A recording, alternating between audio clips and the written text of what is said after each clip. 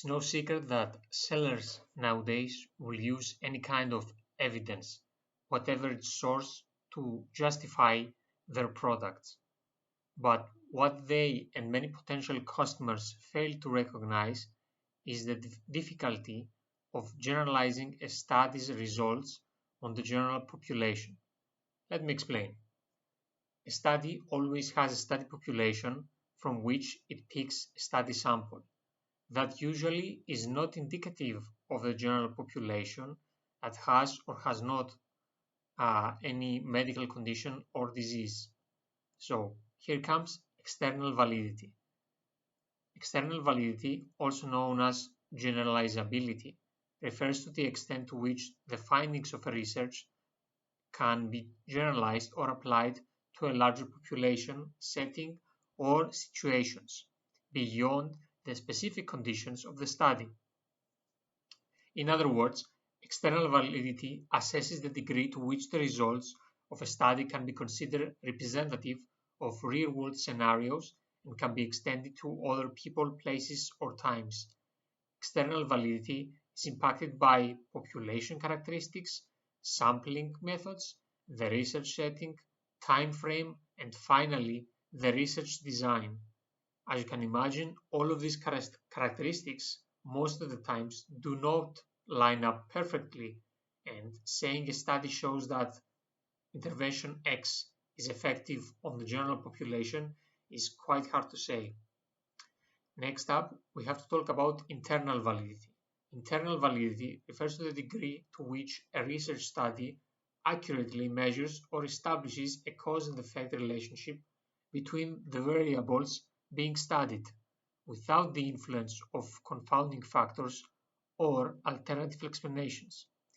In other words, it assesses whether the observed effects within the study can be confidently attributed to the manipulation of the independent variables and not to other extraneous factors. Internal validity is affected by confounding variables, selection bias, testing effects, and many, many more.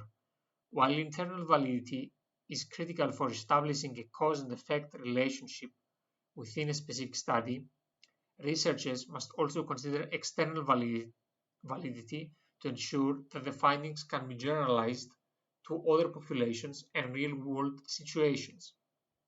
Striking a balance between internal and external validity is essential for conducting robust and meaningful research. But even besides all that, we have to consider the in vitro conditions of the study, which do not correspond to the in vivo conditions of the outside world. In lab, we push aside all types of outside factors in order to isolate a specific parameter and measure the difference upon it the intervention has. In everyday life, however, we have multiple factors influencing how an organism functions. It's important to remember that generalizing effects of an intervention are hard to make, and yet studies that have rodents as subjects are continuously used to generalize the effect of supplements, for example, on humans. As you can imagine, this is not always the case, since rodents, while similar to humans at some aspects of biology and physiology, are still different species. As such, generalizing without any further evidence is unethical and possibly quite false. Let us not forget that even between humans, there are many differences in how drugs, for example, how medical drugs affect each and each person. So lastly, we have something known as variability. Every drug or other medical intervention forms out a bell-shaped diagram or normal distribution where most people will have no side effect, for example, around let's say 85%, but on the off chance you are in the unlucky group of people who will have side effects, you cannot know that. And of course, side effects can be benign, like a mild headache, or something as dangerous as an increased chance of having a stroke. Extrapolating the results of a single study is also always a game of chances. So claiming that this or that worked with 100% certainty is pure nonsense, especially when you base your findings on a single study. Even the pharmaceutical industry, where we have drugs that have been developed and tested over decades, we still recognize that some drugs will have some side effects to a percentage of the population. That is why we have contraindications written on the instruction leaflets given with every medicine. Now, in comparison to that, supplements, which do not have to pass all that rigorous testing and verification, such as drugs, do not say anything essentially. They only say about the possible, they only talk about the possible positive facts that, or rather positive, which they will give you, but they never say anything about the possible side effects that they may have. For example, the ZMA supplements may cause constipation, but they never say that. Why?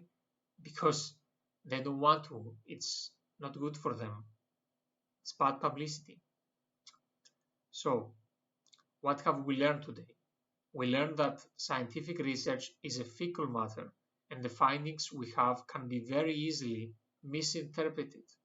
So, I would advise you to do your own research on what we have discussed today so you can understand scientific articles more clearly and not fall for pseudoscientific claims.